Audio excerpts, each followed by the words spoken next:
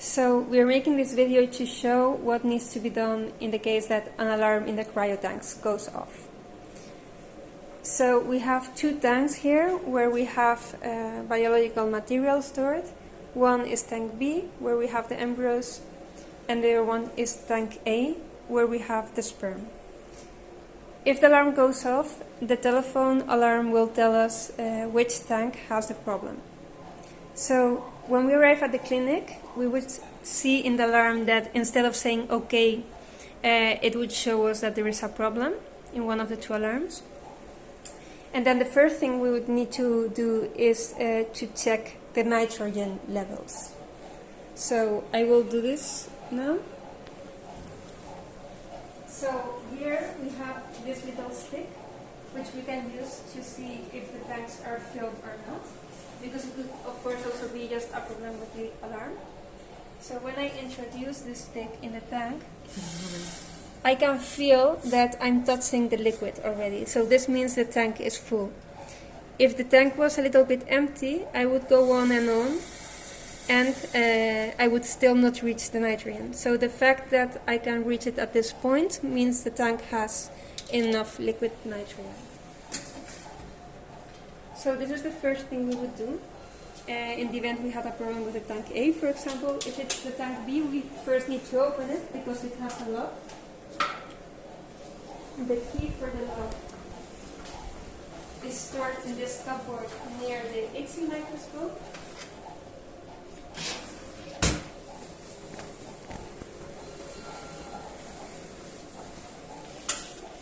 And with this lock, we can open the incubator. So the same thing happens with this incubator. We can open the lid. And when we introduce this little stick, at this point I can feel that I'm touching a liquid, which means the incubator is reasonably full. So if we are touching the liquid, and we can do so by introducing very little the stick, then we know that the incubator is full, and that probably there is a problem with the alarms and not with the tanks itself. Okay, so if the tanks really lost nitrogen, or perhaps someone forget to fill them, or for whichever reason they are not full enough, the first thing we would have to do is to fill them, always. So we have this emergency tank, tank T, and we have this item, which is usually here. So we can take it from here, and we can use this to fill the tank. So we open the tank in question, which has the problem. We introduce this little cup in tank T, and little by little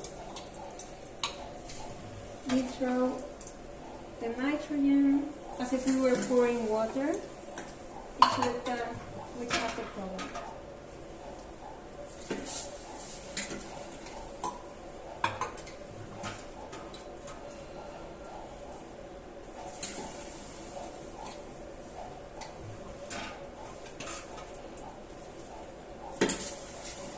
So probably in the event that the alarm went off, we will have to do this for quite some time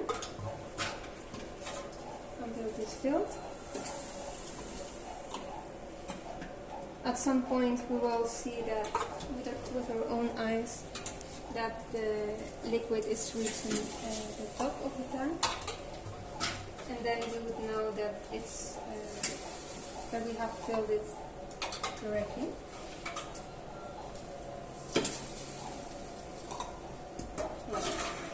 And basically we would have to do the same with tank B if it was tank B the one that has the problem.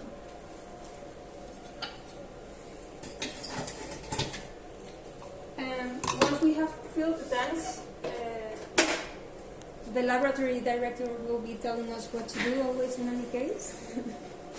And there are two possibilities: that we wait for a few hours and see if the tanks are being correctly filled, that we examine the registries from when the tanks were filled, and this way we can determine if there is a leakage or if we just forgot to fill them.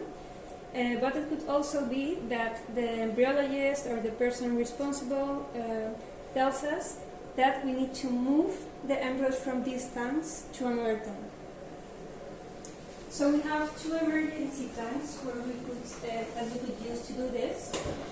One is tank Q, which is here under the centrifuge, and the other one is tank C, which is here near to the microscope.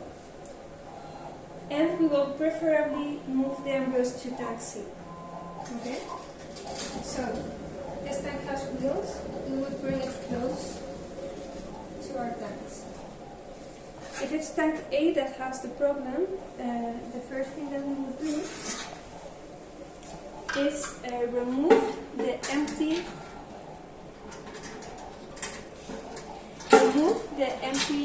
canisters from tank C. Okay, for example, now I'm taking out number 2. Okay, I remove it and I take canister 2 of tank A, which is full. Here we have our biological material, and I carefully move it to tank C and put it in the same position, in position 2. So we would do this with all of our canisters. I'm taking out canister 3 and I'm carefully placing canister C 3 in the same position in tank C. So when we're finished, we would just close both our tanks.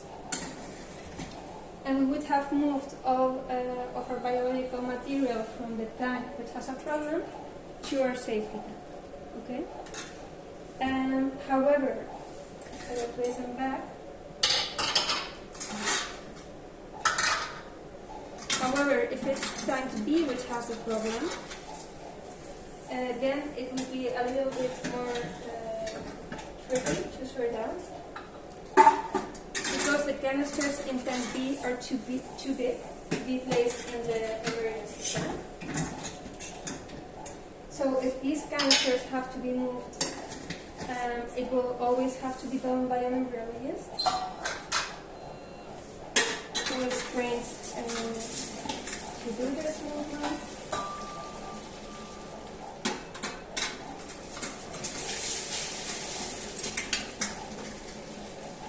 And what we will do in this case